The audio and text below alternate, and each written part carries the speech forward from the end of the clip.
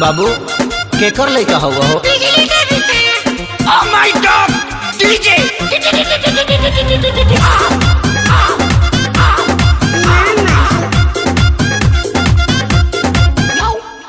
जहिया से आइल न ससुरा से नहीं जहिया से आइल न ससुरा से नहीं ओकर छौड़ा रातो दिन हमरा घरे रहता। नाम धोके हम के सुदामा कहता, मालावा के बेटा मामा मामा कहता। नाम धोके हम के सुदामा कहता, मालावा के बेटा मामा मामा कहता।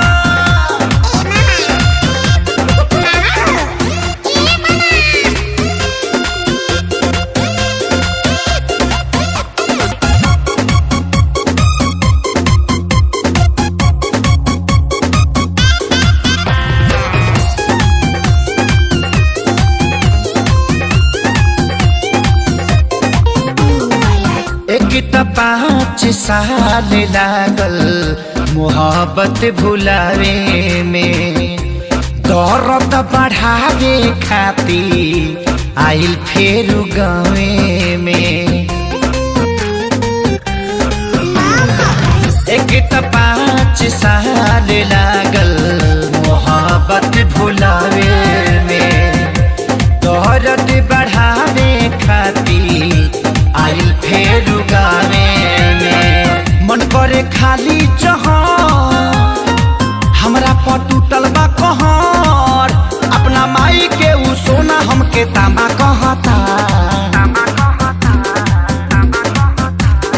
नाम धोके हम के सुदामा कहता, मालावा के बेटा मामा मामा कहता।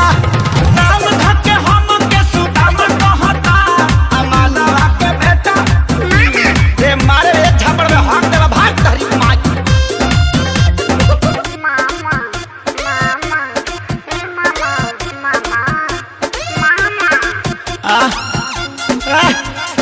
करे ते पैदा भइल बड़ी हमरा के डिस्टर्ब करे खातिर भग भग गया यहाँ से।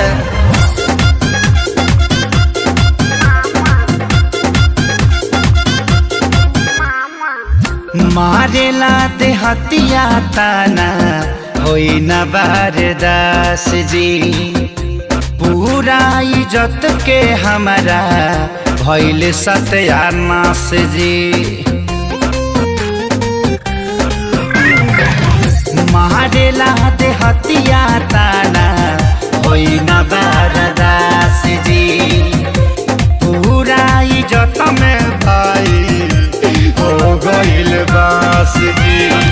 कैसे मिलाई हम न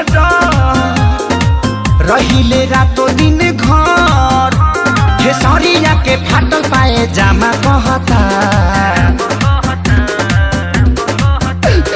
नाम धोके हम के सुदामा कहता, मालावा के बेटा मामा मामा कहता।